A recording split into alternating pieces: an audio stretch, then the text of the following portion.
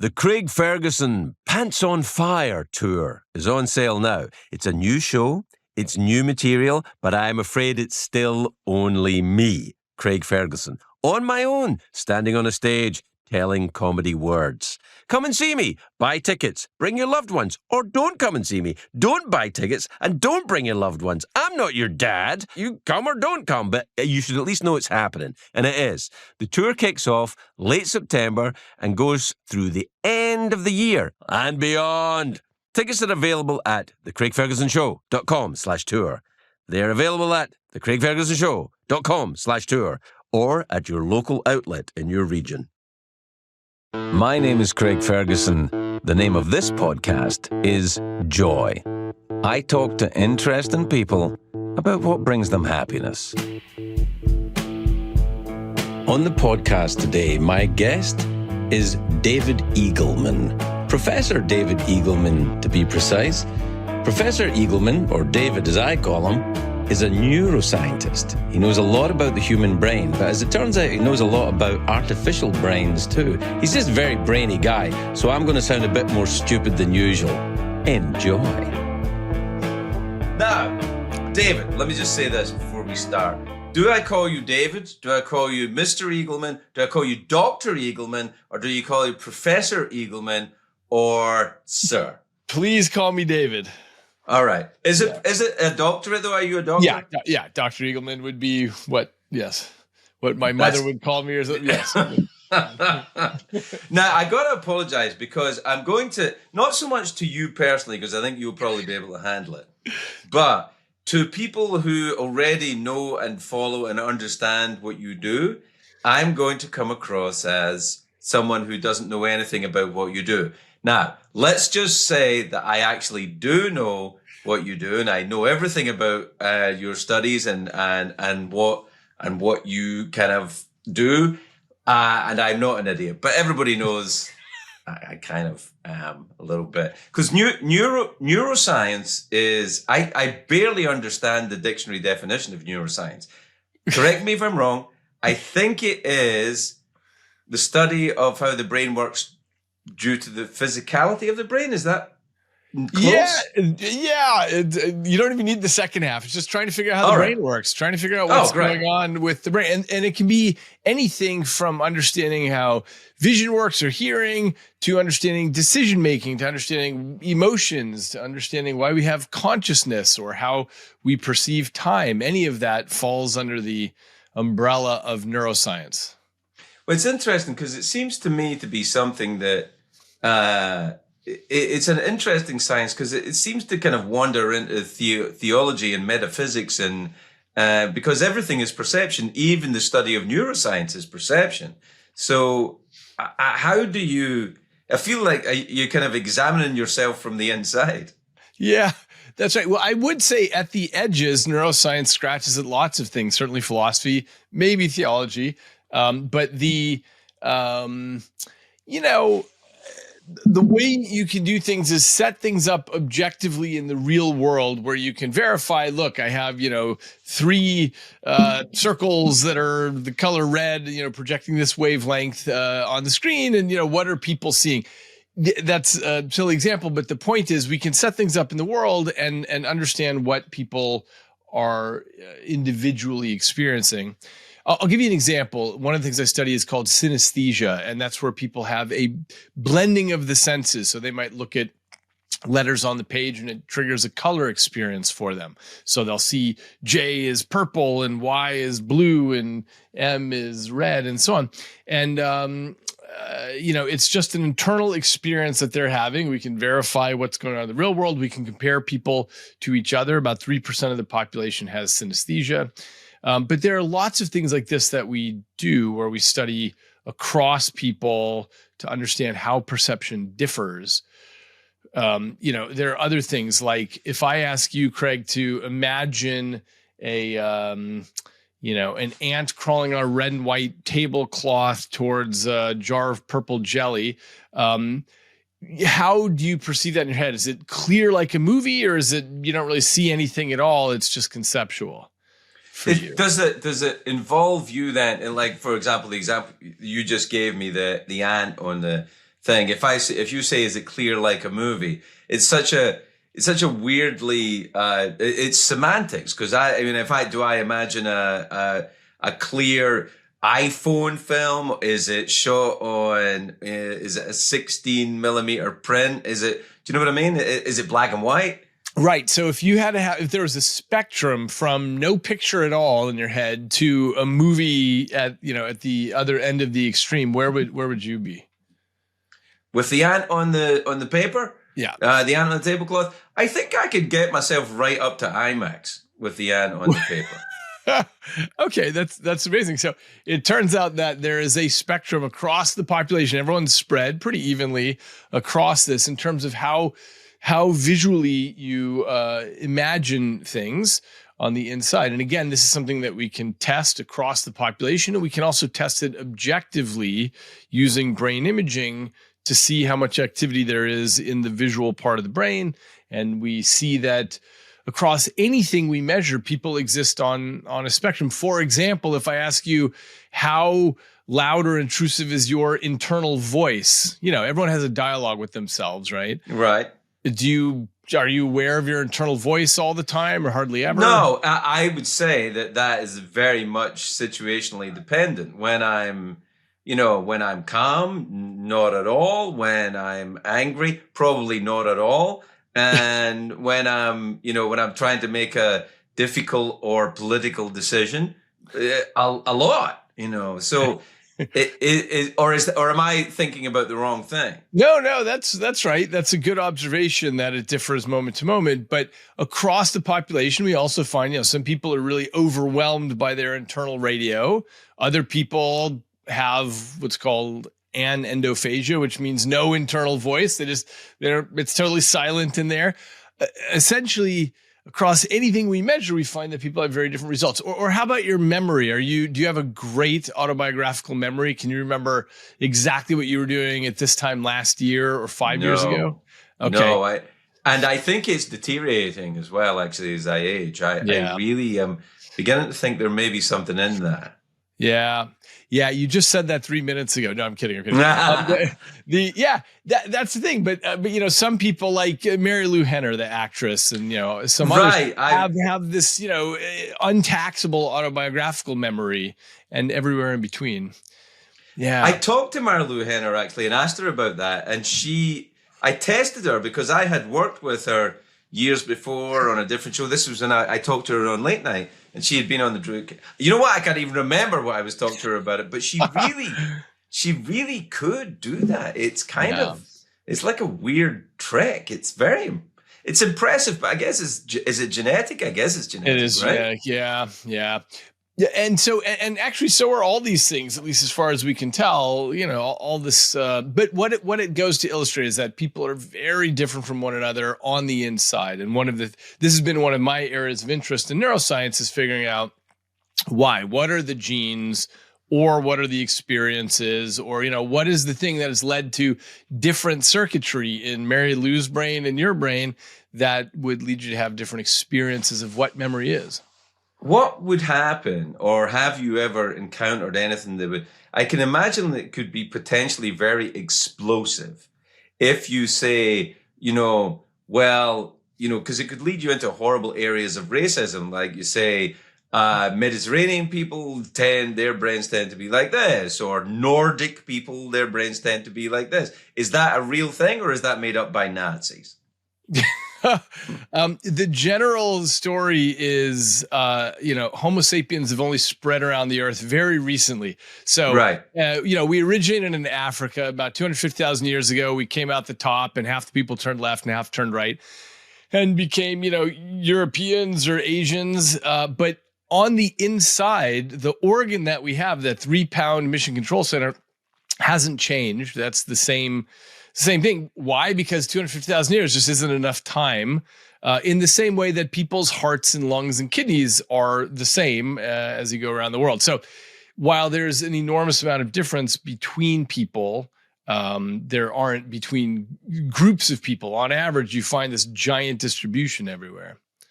What about the idea of, I mean, I presume this study is it driven? I mean, it's knowledge driven, I guess. It's science, but is it a medical? Is that what you're looking for? Is it to try and solve problem? Like one that springs to mind is dementia, obviously, and Alzheimer's, which is a real kind of cognitive problem for a lot of people. Yes.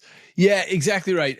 So, the field of neuroscience traditionally studies diseases and disorders and what happens with the brain to make it change. For example, in cases of dementia, I also study that. A lot of the things I do have to do with those areas, but just personally, I got very interested in the topic of, how does the brain run in everyone under normal circumstances? And again, what are the differences between people? And by the way, how does it matter for society? So one of the things I do, I run this Center for Neuroscience and Law, which is all the things that we're learning in neuroscience. How does this affect the legal system and how we think about things there?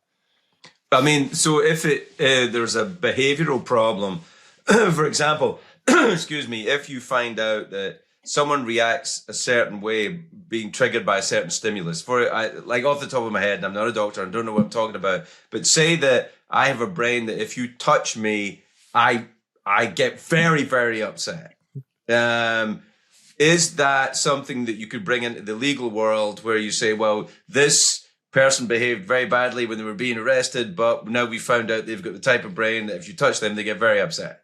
So here's the thing. Great question. It turns out none of this lets people off the hook. So if you break the law, if you cross a societal line, you still have to confront the legal system for it. But one of the things it tells us a lot about is new methods for rehabilitation. So what we do right now as a society, and this is true around the world, we treat incarceration as a one-size-fits-all solution.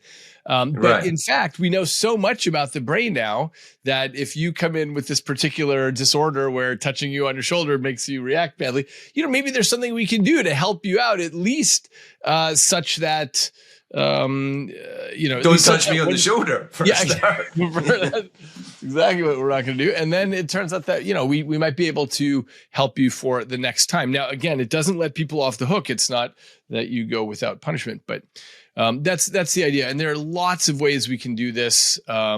Just one example, I've been a strong advocate for having specialized mental health courts. So what we do right now is everyone goes to the same court system, but if somebody has mental illness, which is quite a high number of people with mental illness end up on the wrong side of the legal system, you have judges and juries that maybe don't know anything about, let's say, schizophrenia or take drug rehabilitation. Most judges and juries don't know a great deal about what options are available. So having specialized mental health courts, specialized drug courts, things like this are really helpful, where you have people with expertise, they know the strategies available. It's an interesting thing that you mentioned, schizophrenia and drug rehabilitation, because schizophrenia, remember, I know nothing about this. You're the brain, I'm Pinky, right? So if my understanding of it is, or the tiny amount I know about it, is that schizophrenia is a condition which I develop from a genetic position, right? It's an illness that's born within you, right? It has a strong genetic component to it. It's not entirely. Can it be brought on by outside stimulus? It certainly can be exacerbated or brought on early by things like drugs, for example. So for example, this is a real problem with young people using marijuana, which has a much higher percentage of THC now than it used to in earlier strains. A lot of young people are getting psychotic breaks as a result of that, a much higher percentage than used to. That happened to me when I took marijuana when I was young. I'd stopped taking. I took marijuana when I was about 18 through until I was about 20, which is all a terrible thing to do. And I didn't do tons of it, but there was at one point I took some, and it was one of the most horrendous experiences of my life. From marijuana. And it's very hard to explain that to people who don't get affected by it that way. Right, exactly. And there's probably a genetic component to that in terms of who gets affected. and who doesn't. But yeah, so back to your question about schizophrenia, though. Right. Right. So what were you going to, so it's mostly genetic, but there are environmental things that exacerbate it. What were you going to ask about it, though? Well, I was going to ask you about drug addiction, which I think, I don't know, is that the same? Is it more percentage genetic for schizophrenia than it is for drug addiction? Is it more environmental and learned behavior for drug and alcohol addiction? Is it, I find that I can't imagine there is peer pressure to become schizophrenic, but there is not kind of like, it seems like it's almost accidental. Whereas, and I speak as a sober alcoholic, I mean, I didn't set out for that to happen.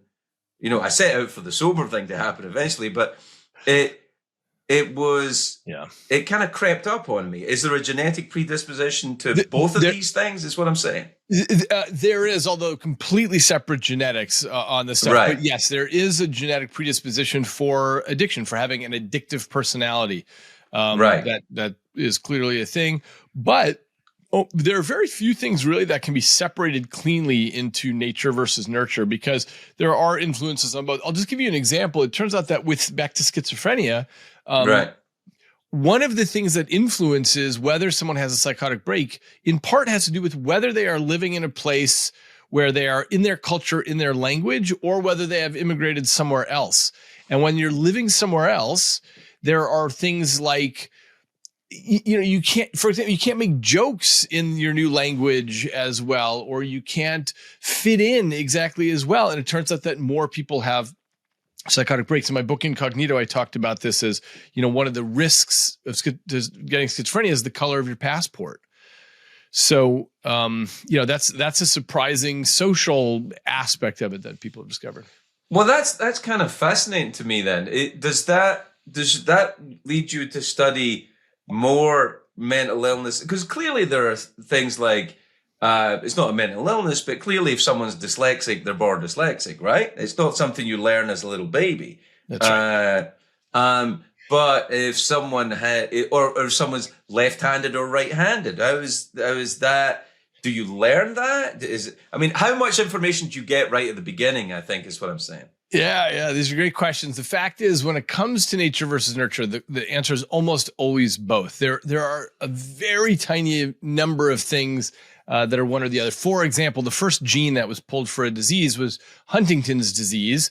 And everyone thought, great, if you have this gene, you're going to get Huntington's. That's it. And everyone thought this is going to be easy. But it turns out it's one of the few monogenetic diseases that exist, meaning, if you have this gene, blah, blah, because everything turns out to be more complicated. Other diseases involve genetics. They involve lots of different genes, whole families of genes. We're still trying to get to the bottom of them. But also, most everything involves what's going on societally too. Let me give you an example of this. This came out some years ago.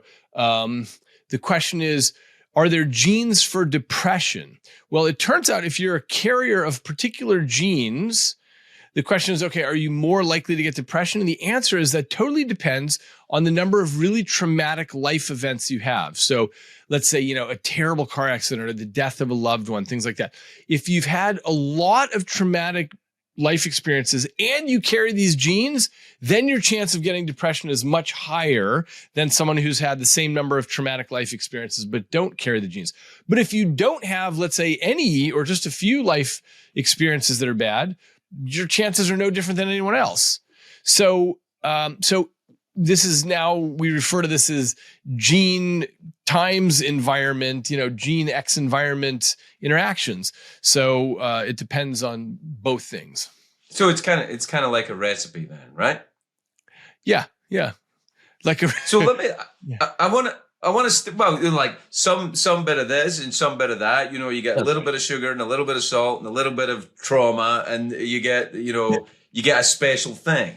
Exactly. And what this points to is the complexity of both biology and life, right? You can be born. Yeah. Things can happen to you that were unexpected, and you can have genes that interact in unexpected ways. Yes.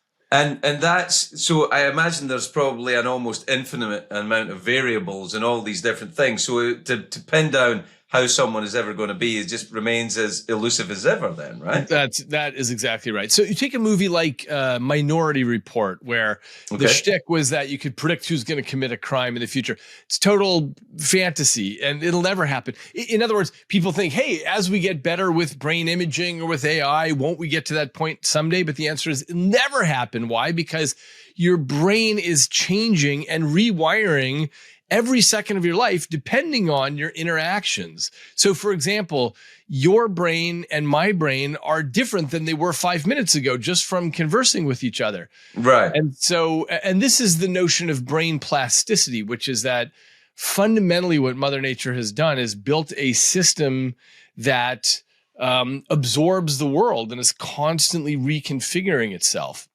So you mentioned the AI there, so I kind of find that fascinating, because the idea, I suppose, of AI, again, I know nothing about AI either, but the idea is that it mimics the learning pattern of a human brain, right? Because that's all it can do, given the fact that's all we have to build it with.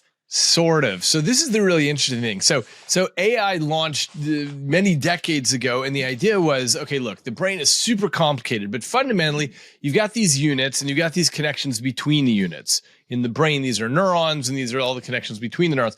So people said, look, what if we just make a cartoon version of this, where you just have these, little units, and we've got these connections, and you're just changing the strength of those connections across a big network. So that's where artificial neural networks took off and went in that direction. And it turns out that's become incredibly successful. We've got this great renaissance going on of AI. But it's actually not that much like the human brain. It's quite different. So there are many, many things that the human brain does that AI simply can't, and at least in its current architecture, won't do anytime soon. I'll give you an example of that, but I'll also say really quickly that it's not to say that we can't build artificial neural networks that are just like the brain and someday, maybe 5 years from now, maybe 50 years from now, do everything a brain does. But our current stuff like ChatGPT, for example, does not have an internal model of the world. So if I ask GPT, hey, when Craig Ferguson walks into a room, does his nose come with him? It won't know the answer to that because it has no model of the world. Does his spleen come with him? Well, how does it know? It doesn't. Why? Because the way ChatGPT is trained, it's read everything in the world, and it's just doing statistical games on what word is likely to come next. That's all GPT does. It's an enormous network. Yeah, that's I asked ChatGPT to write me a short Craig Ferguson stand-up comedy routine, and how did it go?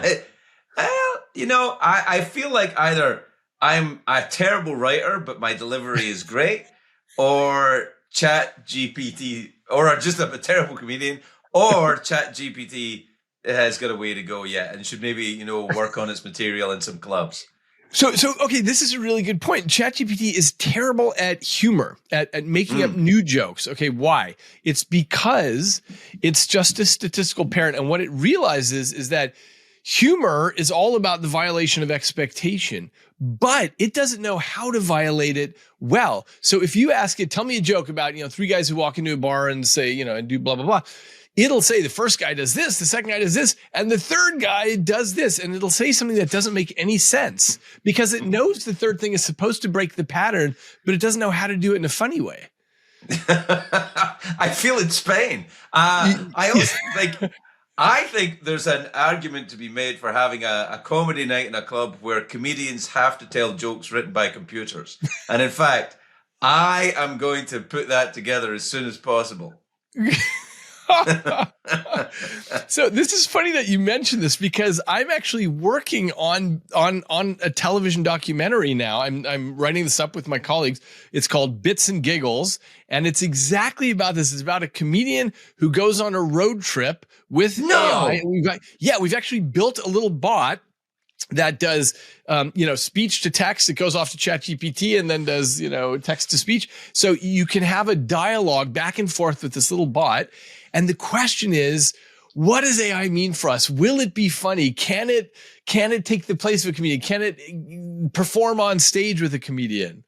Yeah. I think it's quite interesting because because of my own history with comedy, I love it, and I feel that it's a very human connectivity thing. It's a real, in its odd way, it's a very intimate thing. Yeah. Even although, you know, it's one person and an audience in the way that I do it anyway.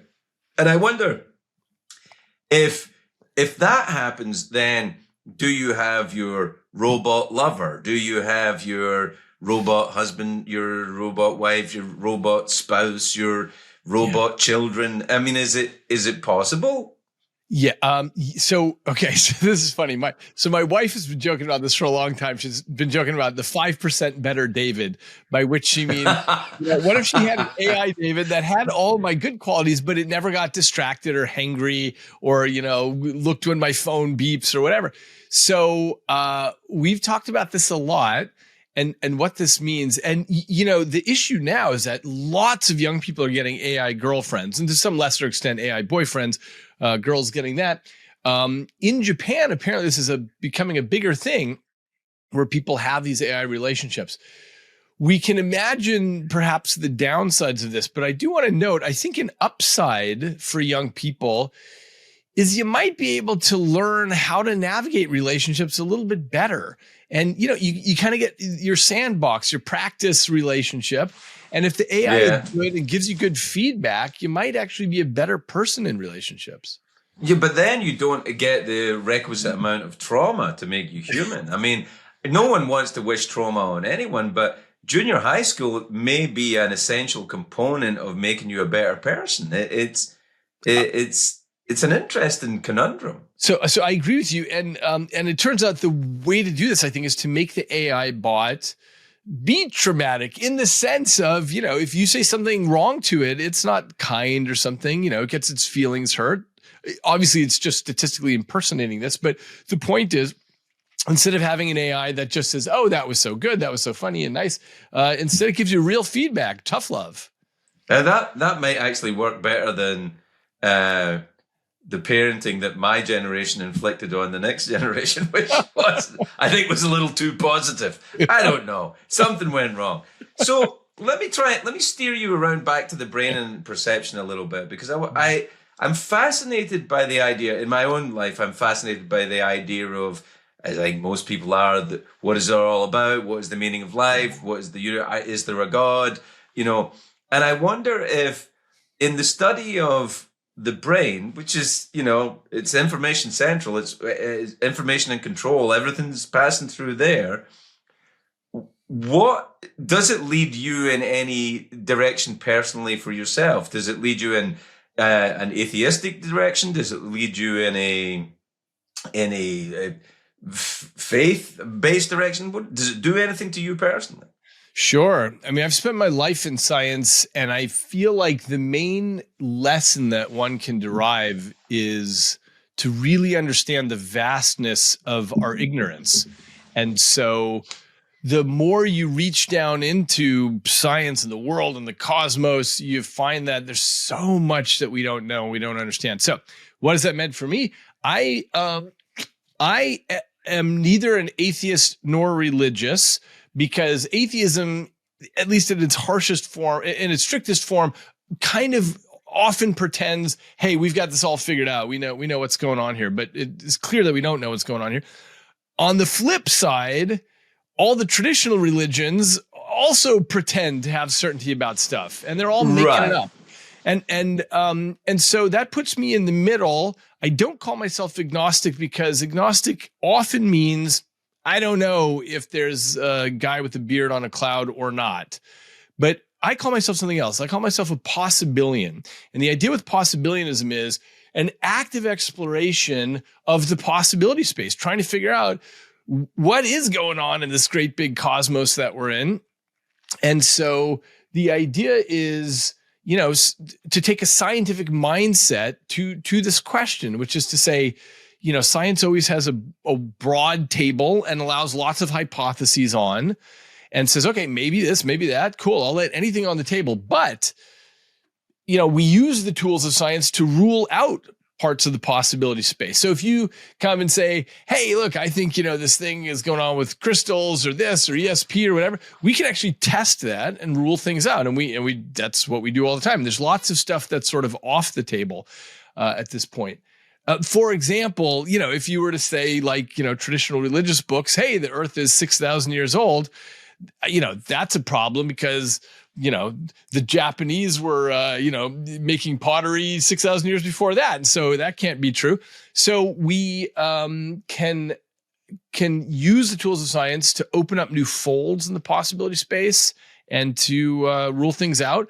But what it allows is a big space where we can shine a flashlight around and say, all right, look, we're not going to pretend that we know for sure that nothing exists or that this particular made up story exists. Instead, we're going to explore.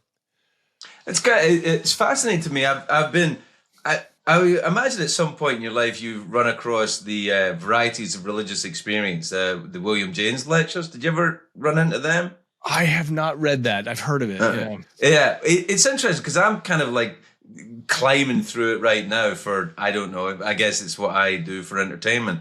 But there is a one of the lectures he gave when he talks about that when people believe something and it makes them feel good, then they're convinced it's true.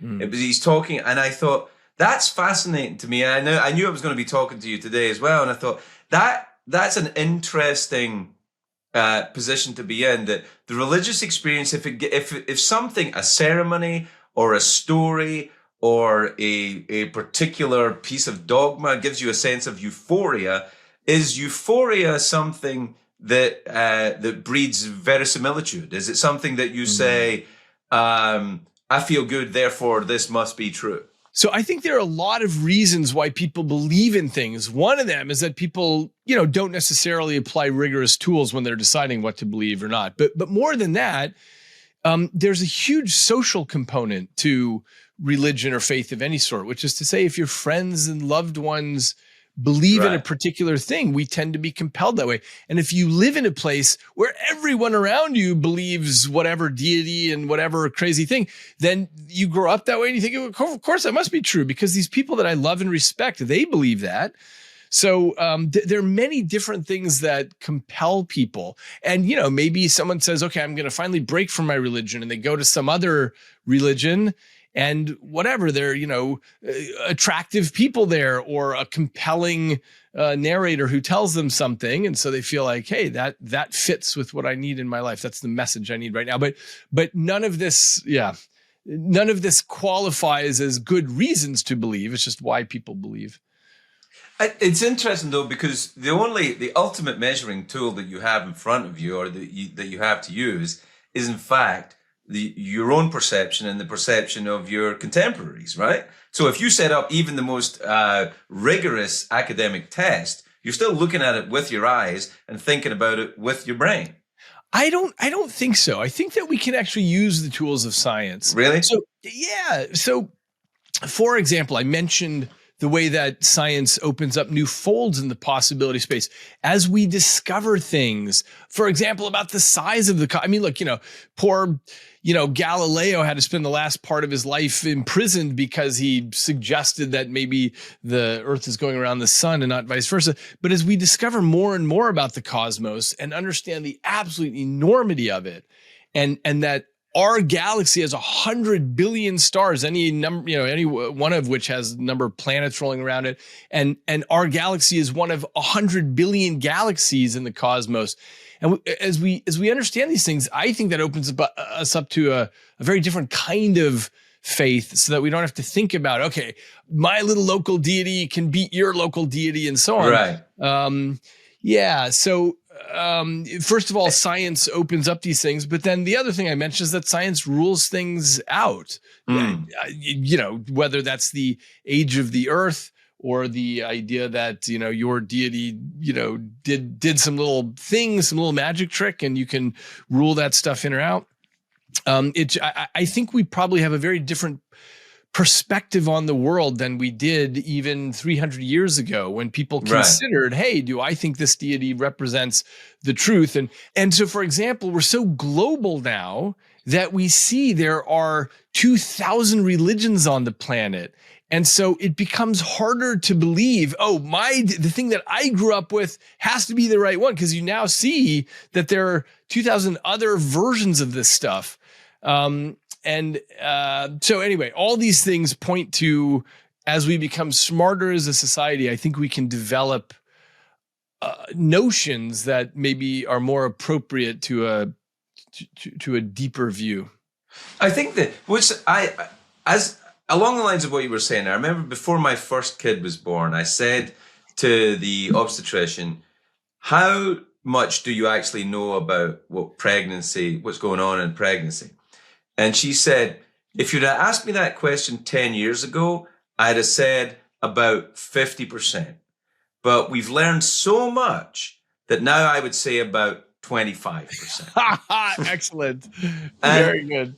And I think that's fascinating, though, because if you follow the logical, mathematical route of that, literally the more you know, the less you know. Yeah. Yeah. That's exactly. I mean, there used to be people called pansophists, which meant, someone who knows everything to be known.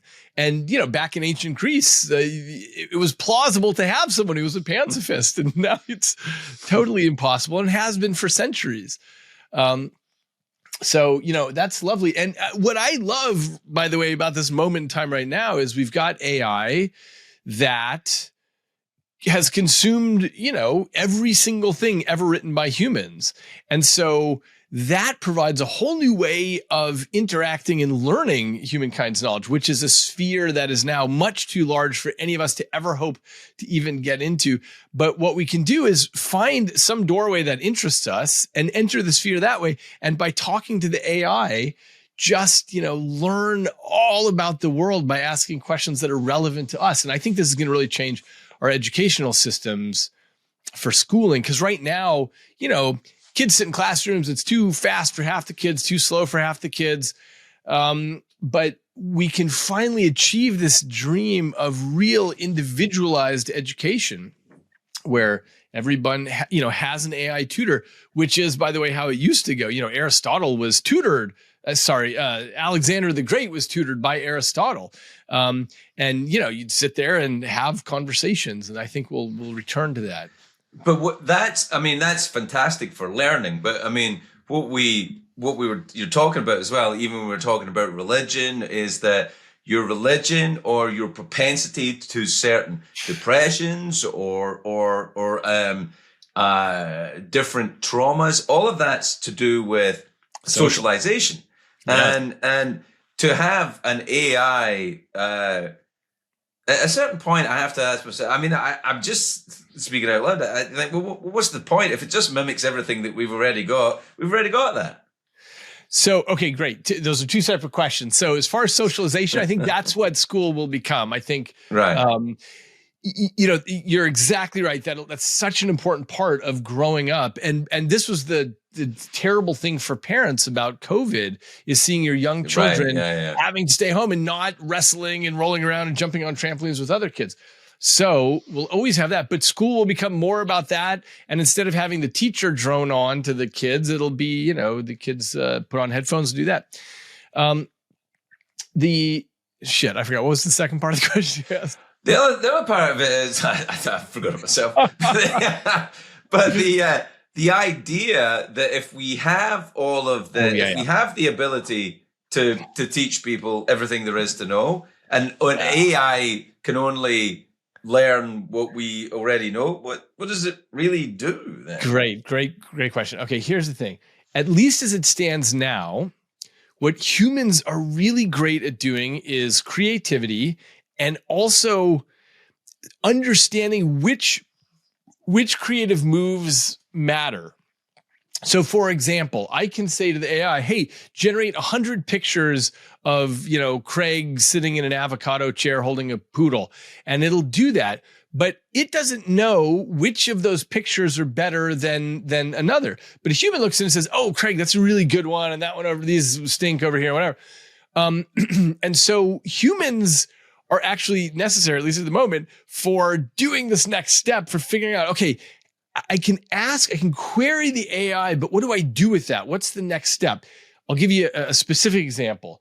Science. So AI can tell me incredible things like, hey, I need to understand, these facts that are scattered around all these different journal papers across 50 years. Give me a summary of this.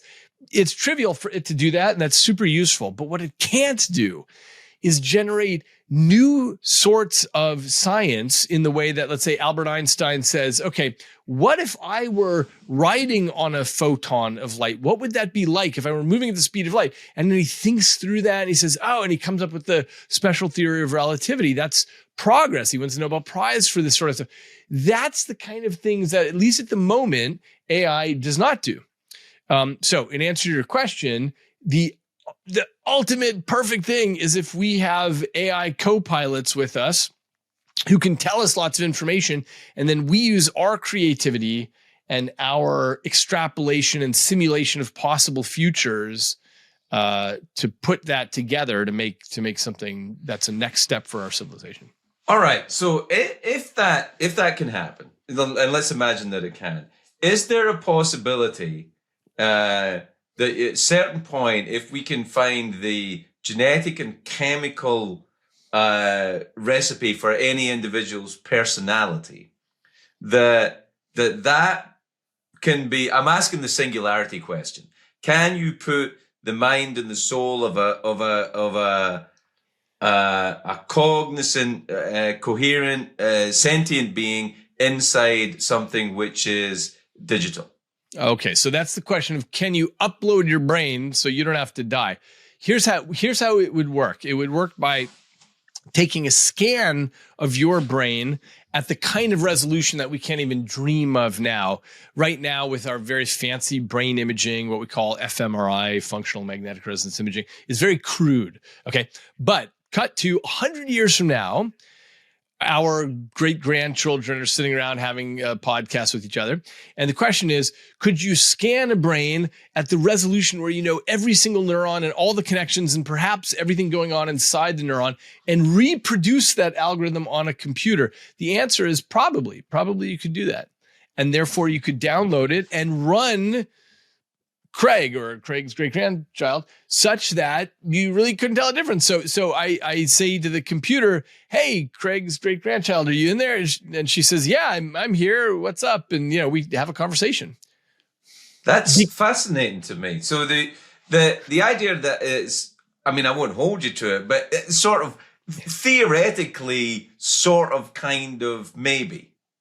Oh, theoretically, yes. And it's because as best we can tell, this is just a machine in here. It's the most complex, sophisticated thing that we have ever come across in our universe, the human brain. But it's just a machine. It's just built out of 86 billion neurons and about the same number of glial cells. And it's, every neuron in your head is popping off little signals tens to hundreds of times per second. So it's unbelievably complex. You've got something like 200 trillion connections between these neurons. And as I said, it's like a forest that's reconfiguring with every experience that you have. So it's unbelievably complex, but it's a machine. And so there's no reason that we should not be able to reproduce that on silicon or whatever. In theory, I could reproduce your brain out of beer cans and tennis balls. And if it's mine, definitely. Yeah. I don't even think you need the tennis balls. And if it's doing the same algorithm, then it's you. And if I say, "Hey, Craig, how you doing?" You say, I'm a little hungry, whatever." But it's you, because all we are is these vast machines. And by the way, the reason we know that, I'm not just saying this as an assertion. The reason we know that is because of centuries of studying brain damage. If you study even a very tiny bit of your brain, that completely changes. That can change your personality, your decision-making, your ability to recognize animals or see colors or hear music or, 1,000 other things that we see in the clinics every day. And that's how we know that you are the operation of your brain. And when little things change, that changes you. And by the way, drugs and alcohol are just invisibly small molecules that get in your bloodstream and change the functioning of your brain, changes you. when you sleep each night, you go into deep sleep and then you're not even there anymore. And then, when you wake up, it sort of reboots the whole system and so on. But the point is, it's all happening in these 3 pounds here. That is you. That is fascinating. So I have to ask you personally, what does anything frighten you about this?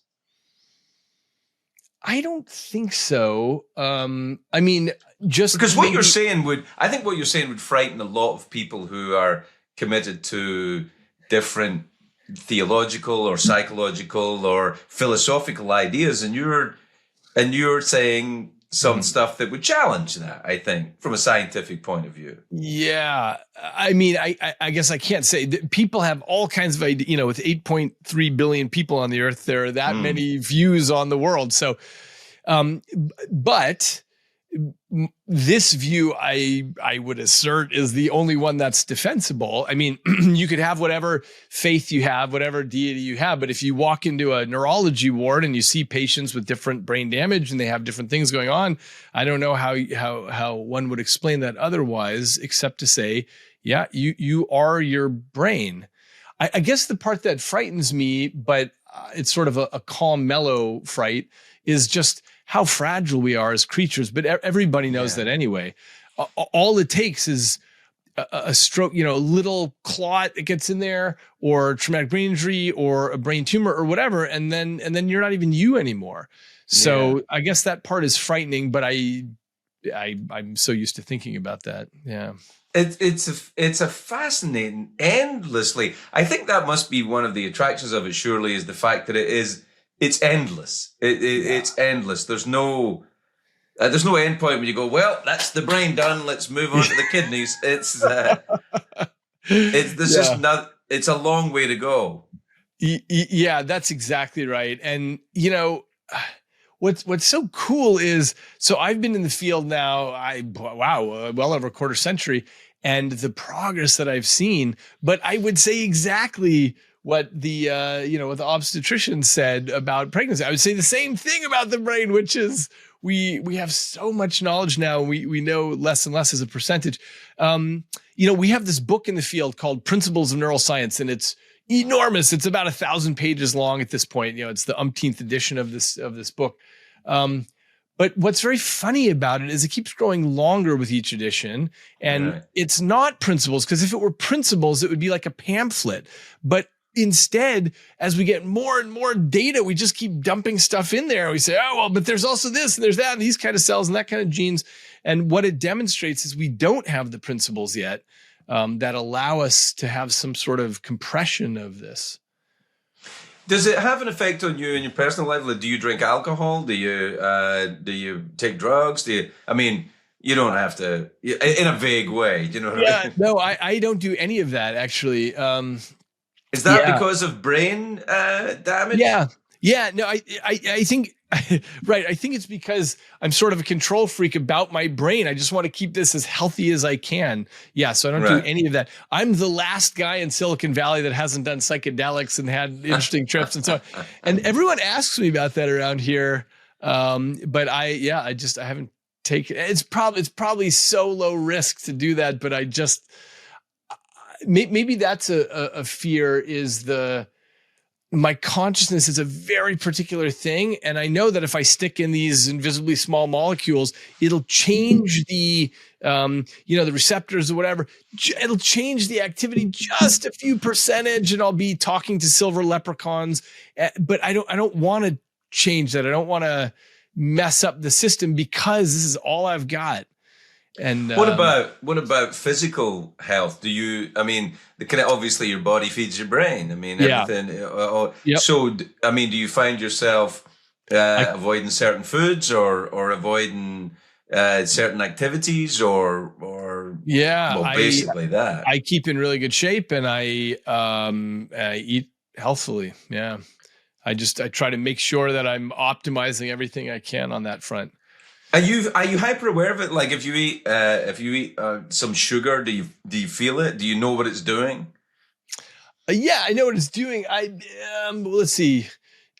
I don't think I'm hyper aware of it, but I'm not even attracted to sugary things. I don't even really like that. But I think I would say anymore. Obviously, when I was a child, I did. But the more I care about optimizing the whole system, the less I'm even interested in those sorts of things. It's interesting. Let's very quickly, because I've been taking up an enormous amount of your time, but I'm fascinated by this.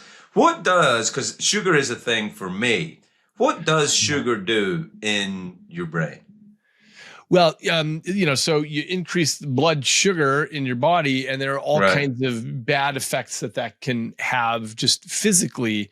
In the brain, it's actually not a bad thing because it's an energy source. It's a quick energy source. So, if you're really tired and you need to do something, it's probably not a bad idea. But in the rest of the body, it wreaks havoc with time. Yeah.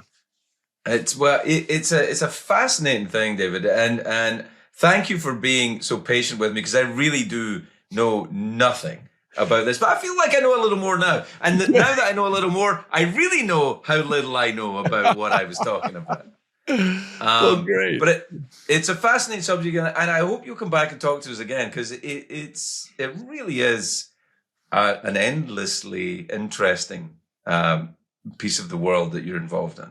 Great. Thank you. Probably the most important piece, I guess. I kind of think so. I mean, it is the center of who we are. There's really, if you want to understand something about the self, one can take, spiritual classes, psychology classes, stuff like that. And those are probably good inroads. But fundamentally, this is the perceptual machinery by which you view the whole world. So this is probably the best inroad there is to understand what the heck we're doing here, what your perception of the world is, and why you react the way you do, why you have the feelings and emotions you do, and why you think the way you do, and so on. And by the way, as you know, I think I've got this podcast called Inner Cosmos. And what I do is every week I talk about this intersection between the brain and daily life and why we experience the world the way we do. It is a fascinating idea. And I will watch your inner cosmos and listen to your inner cosmos and investigate your inner cosmos. And see if it can help me. But I am fascinated by it, and it really is great, David. Thank you so much for being on. Great. Thanks, Craig. It's such a pleasure to be here.